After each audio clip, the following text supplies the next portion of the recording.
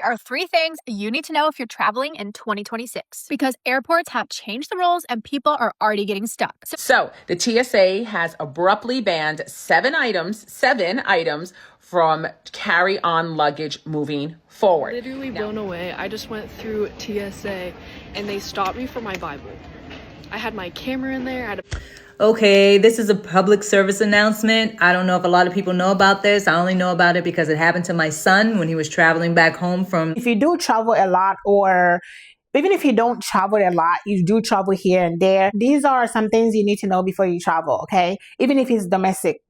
I'm going to play you a few videos of things you need to be aware of, things you need to know from TSA. 3 things you need to know if you're traveling in 2026 because airports have changed the rules and people are already getting stuck. So number 1, a real ID is no longer optional. This one is big and people are still not ready. Starting February 1st of this year, if you show up to TSA without a real ID or an acceptable alternative, you can be charged a $45 fee to verify your identity through TSA. Yes, you can still fly, but you'll have to pay for it and it will slow your process down. And here's what most people don't know. A passport book or a passport card counts as a real ID for domestic flights and it can help you avoid this fee. Just remember though, a passport card cannot be used for international flights. You'll need your passport book for that. Number 2, you now get cash refunds for long delays. This one is huge and most people don't know this. If your US flight is delayed for more than 3 hours or your international flight is delayed more than 6 hours, you're entitled to a cash refund. Not a voucher, not airline credit, actual money back. And if you decide to cancel because of the delay, airlines are now required to refund you. But just remember, you do have to request it. And number 3, carry-on rules have gotten much stricter. Airlines are enforcing carry-on size limits harder than ever before. And here's the catch. The size limit now includes the handles plus the wheels. The standard carry-on size is 22 by 14 by 9 inches. But if your bag only fits that without the wheels or handle included, it could be flagged. People are literally being forced to gate check their bags and being charged up to $100, especially right now. As of February 1st, TSA is rolling out their no ID fee policy, which charges you $45 to travel domestically unless you meet this criteria.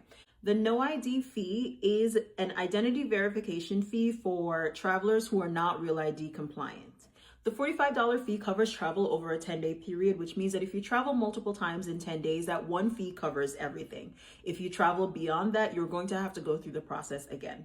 You must do this process online. It takes about 30 minutes, and obviously because it's online, you cannot pay cash. It's not for kids 18 years or under because 18 and under do not require IDs for domestic travel. If you're confused about what a real ID is, don't worry, I will give you some examples of the most commonly accepted, either real IDs or alternatives to real IDs that are accepted. You can get a real ID from your state, which usually has a star on it. You can get the passport or a passport card, that is real ID compliant, a military ID, a global entry, Nexus, Century, or Fast ID card, those are all compliant. If you're a permanent resident and you have a green card, that's compliant. If you have a tribal nation ID, that is compliant. If you have an Apple Digital ID, a Clear ID, or a Google ID Pass, all of those are compliant. There are some other ones that I didn't put on the list, but those are going to be very, very small percentages of the population, so I didn't include it here. If you did not hear any of the ones that you have, babes, just go to the DMV. The cost of paying $45 each time you travel just to circumvent this ID is ridiculous. It's a lot cheaper to just go get the updated ID at the DMV. Although I know nobody wants to go to the DMV. So the TSA has abruptly banned seven items from carry-on luggage moving forward. Now, here we go. Loose lithium batteries. I did a whole 2 replica toy guns or weapons. This includes water guns. So it's summer. Keep your water guns in your checked luggage. Alcohol over 140 proof. Don't even bother trying that. Put it in your checked luggage.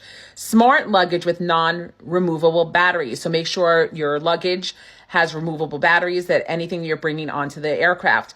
Number 5, wrapped gifts. Do not wrap your gift before you go. Wrap it when you get there. So your paper, your tape, whatever you have to do for wrapping gifts, do it once you arrive. Loose razor blades, disposable razor blades are totally fine, but loose blades, absolutely not. I can't believe that's not been banned before.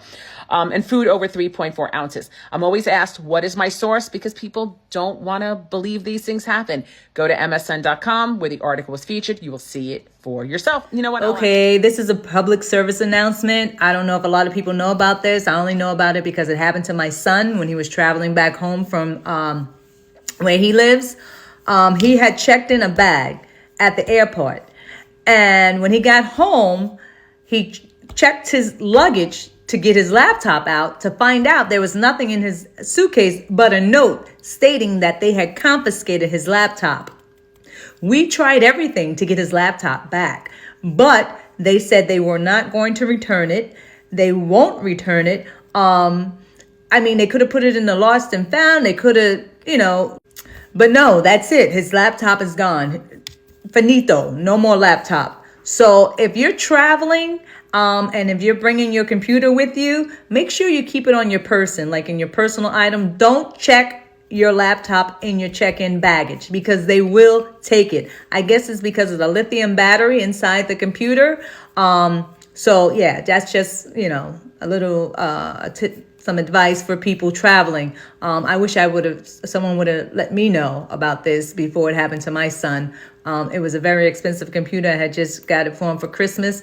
I think it's very sad how they do that, how they can just take your property and not even give it back to you. I mean, they should have some kind of system where if they do take it, there should be some kind of protocol where you can retrieve it back, right? But no, they keep it. And then I think when I look further into it, they auction it off, or who knows, maybe the workers, the TSA, they take it for their own personal use. It's like everything else. It's a scam. Everything. It's shameful. It's very shameful. They should change that policy. At least let people know where they can pick up their computers if they do confiscate them so they can get them back. Because you never know. Some people use them for work and they have a lot of information on there, a lot of work stuff on there, a lot of important information that maybe they need. And they just take it and they don't even care. All right. So I hope this helps someone. All right. This caught my Bible. No, it did not. Yeah, it did. She said, "Oh, it's a Bible.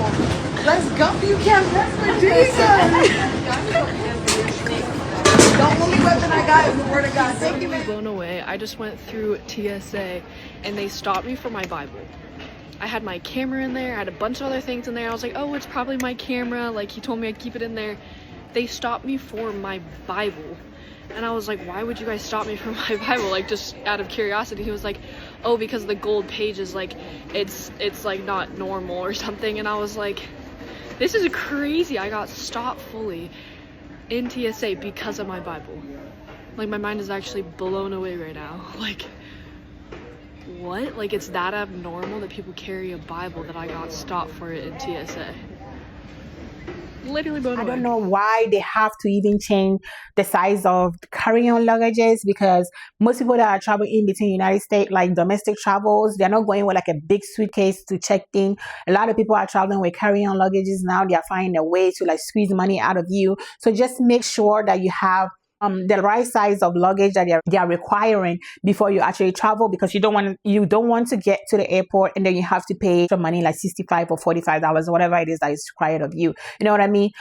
Just measure your luggage at home, or before you buy your luggage, make sure is travel friendly by the airline, or even standard size. I think all airlines are like going by that size now. Just also have your physical ID. Now they are requiring physical ID before you travel domestically.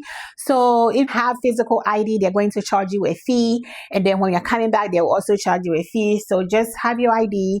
And I thought that was a thing before. I don't know. Just don't pay unnecessary fees. And I don't know why Bibles are being flagged. That's weird.